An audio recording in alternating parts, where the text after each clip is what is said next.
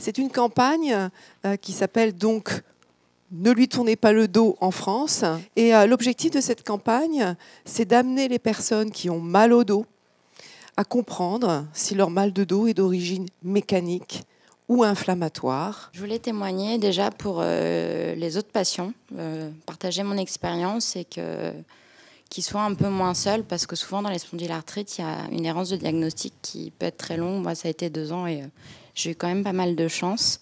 Et aussi insister sur le fait que c'est pas parce qu'un médecin vous dit que non, vous n'avez rien et que les douleurs, peut-être qu'elles viennent de votre tête et peut-être qu'il faudrait aller voir un psy, qu'il faut changer de médecin et insister pour passer des examens. Enfin, à partir du moment où on a une douleur qui est là et qui est réelle, je pense qu'il ne faut pas laisser les gens comme ça pendant des mois souffrir sans les écouter.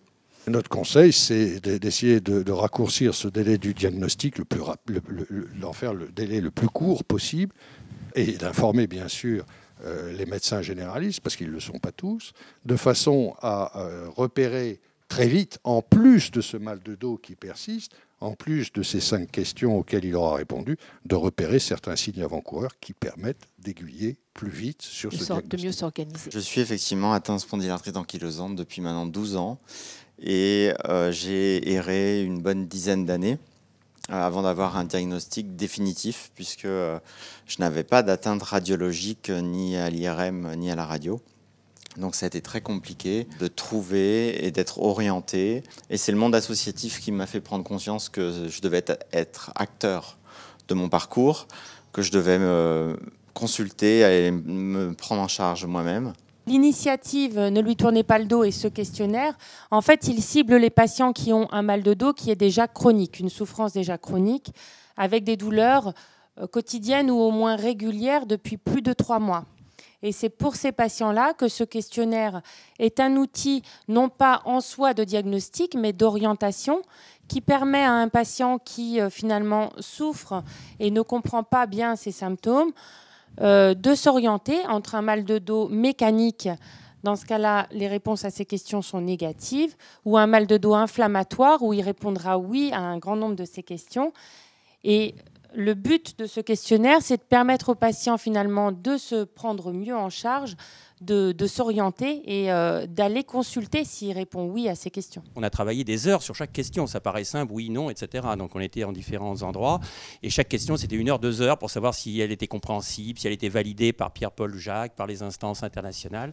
Donc c'est intéressant. Elles paraissent banales, mais je crois que c'est important et c'est un bon débrouillage. Ce questionnaire, c'est un outil de plus, une aide. C'est un outil qui est facile, ça peut aider effectivement, ça peut aider. C'est pas toute la médecine, mais ça peut aider. Est-ce qu'on travaille de la même façon une douleur mécanique et une douleur chronique inflammatoire comme celle justement d'une spondylarthrite? Y a-t-il des exercices spécifiques à faire?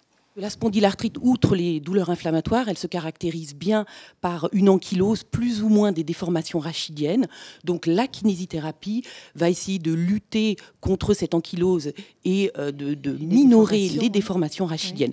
Donc il va y avoir des exercices de posture. Toutes les études montrent quand même qu'il y a un intérêt à l'activité physique générale, mais aussi à la rééducation. André Glaise, vous êtes à l'origine de la création du programme Nager Forme Santé de la Fédération française de natation, un programme très spécifique qui s'adresse aux personnes souffrant d'un mal de dos chronique. L'idée étant de proposer une natation adaptée avec des éducateurs spécialement formés à des problèmes spécifiques.